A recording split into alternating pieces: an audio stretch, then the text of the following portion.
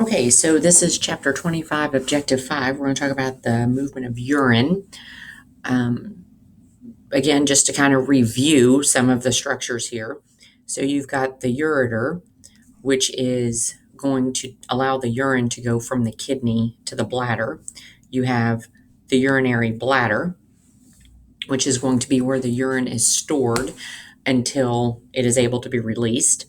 The urethra, which is going to transport the urine from the bladder to the outside of the body.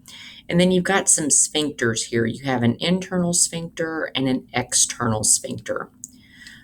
These sphincters are the internal sphincter is only going to be found in males.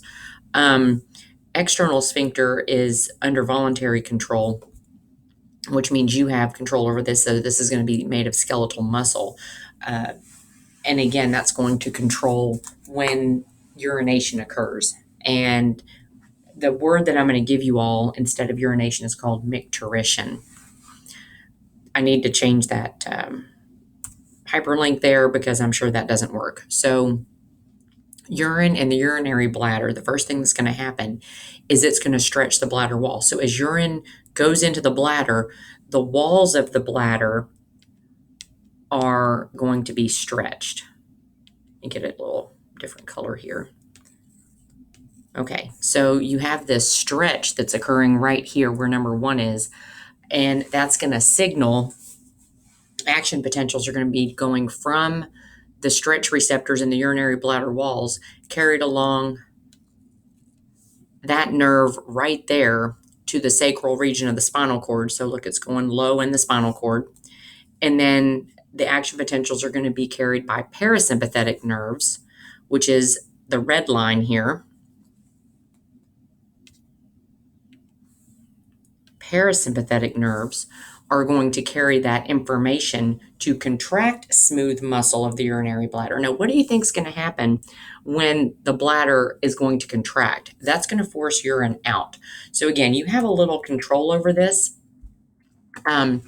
Ascending pathways means going up. Ascending pathways are going to carry the information to the pons and the cerebrum.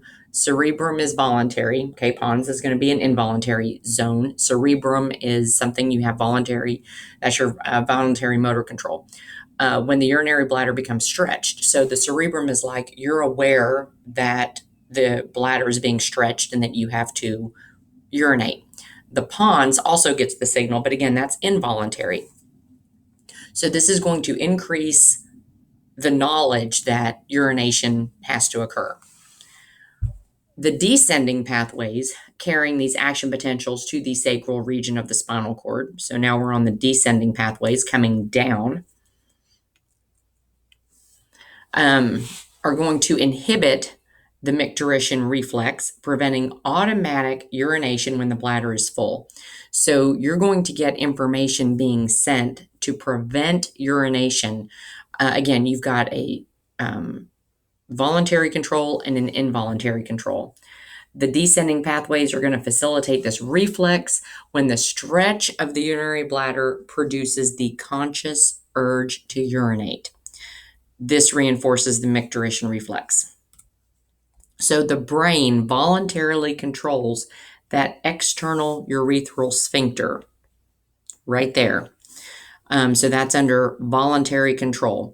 And that's going to be powered, so to speak, by these somatic motor neurons.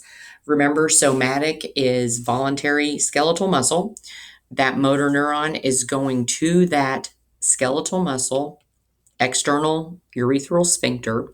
So you have control over that. So you've got parasympathetic nerves, which is involuntary, telling the bladder to contract, but it's being overridden by these somatic motor neurons and you consciously controlling that.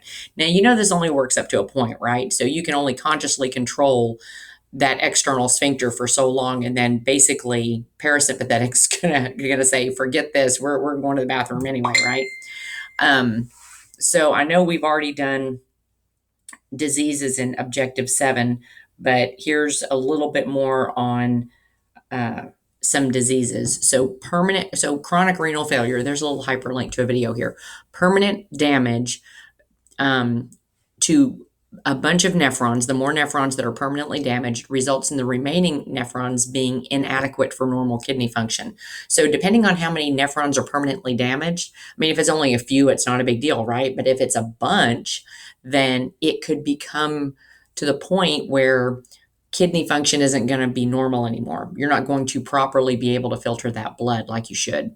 And this can result from chronic glomerulonephritis, which we talked about in the next objective, trauma to kidneys, tumors, or kidney stones. These things can lead to chronic glomerulonephritis, which ultimately can result in permanent renal failure, chronic renal failure.